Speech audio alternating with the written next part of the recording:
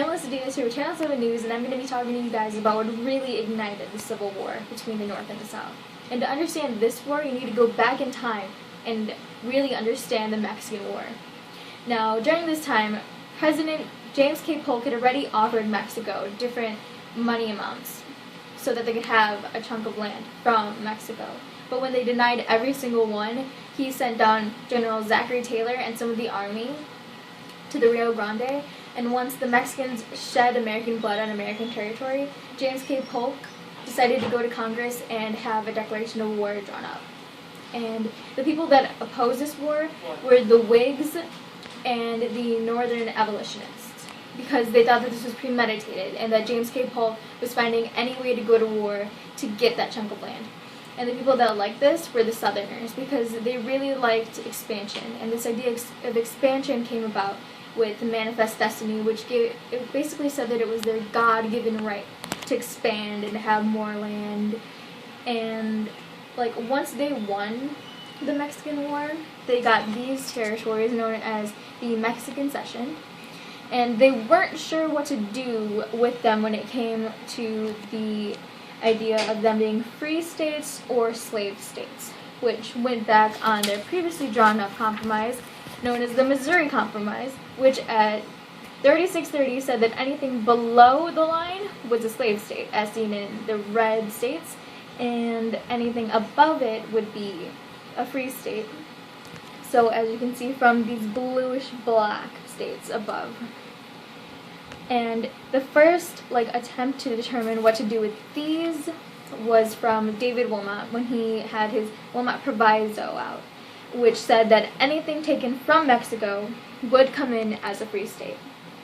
And the Southerners didn't like this, because they wanted to have a say in the Senate and the House of Representatives, and having these come in as free states basically frightened them due to the fact that they could have slavery taken away, and that was basically something that the South never wanted to happen. And any time that it threatened their slaves and their way of life, they always decided that, hey, we can secede and go away from America and form our own country, whenever.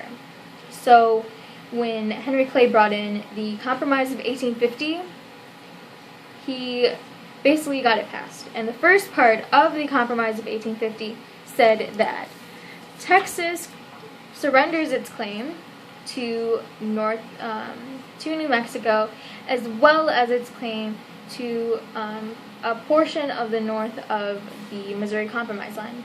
It also kept the Texas Panhandle, and the federal government took over the state's public debts. The second part of this compromise said that California was admitted as a free state with the same borders as it's seen, and this goes back on the previously agreed Missouri Compromise line due to the fact that it split California basically in half. So part of California should have been admitted as a free state, and part of it should have been admitted as a slave state. And this ties into the third part, which has the Utah and New Mexico territories added in. And under popular sovereignty, which is an idea brought about by Stephen Douglas, who is a senator in Illinois, saying that they could decide whether they wanted to be free or slave states.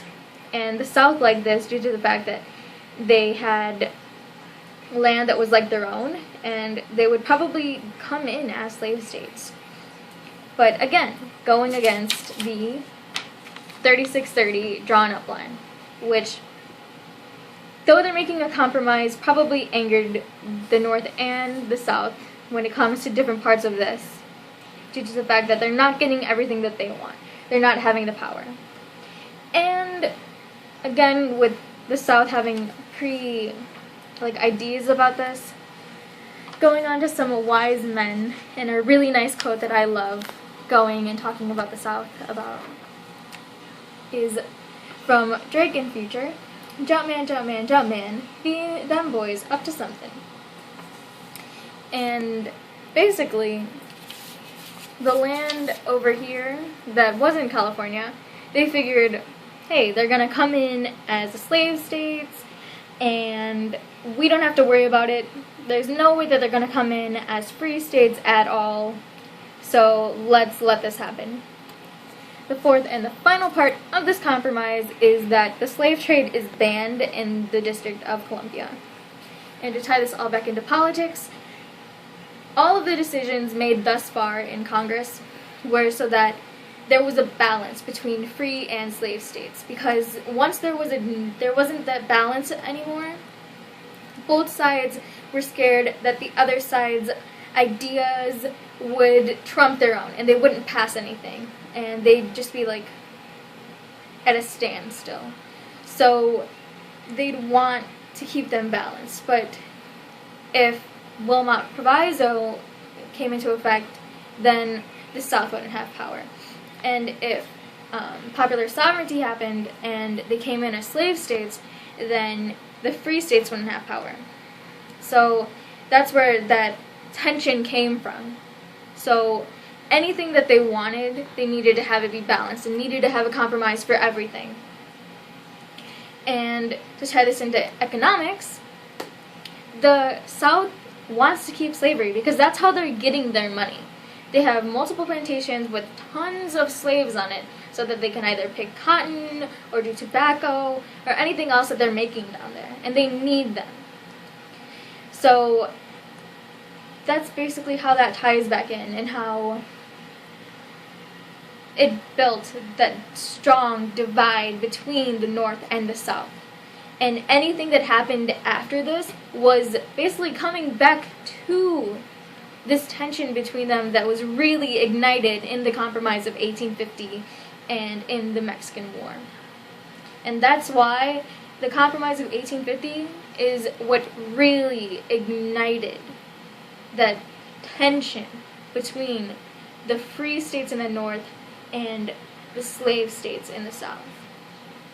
Thank you. I'm Alyssa Diaz again with Channel 7 News, and that was your news today.